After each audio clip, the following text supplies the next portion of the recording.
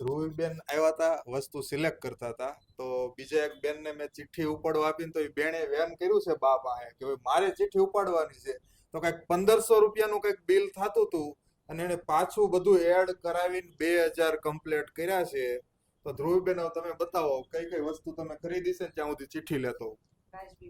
રાજવીબેન, sorry Dhruviben, રાજવીબેન કઈ કઈ વસ્તુ? માટે બેંગલ્સ, પપ્પા માટે લકી, મારા માટે બી બ્રેસલેટ અને વોચ, રિંગ.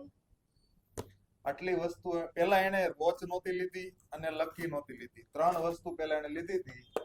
પછી ચિઠ્ઠીનું કીધું કે ભાઈ 2000 ના ખરીદી ઉપર ડિસ્કાઉન્ટ છે, તો એને વસ્તુ પાછી એડ કરાવી છે. મહા મહેનતે એડ કરાવી છે વસ્તુ સિલેક્ટ કરી કરીને. ચાલો ચિઠ્ઠી ઉપાડો, નજીક આવો, બતાવો. જો બેને ચિઠ્ઠી ઉપાડી છે, 20% નું ડિસ્કાઉન્ટ આવ્યું છે.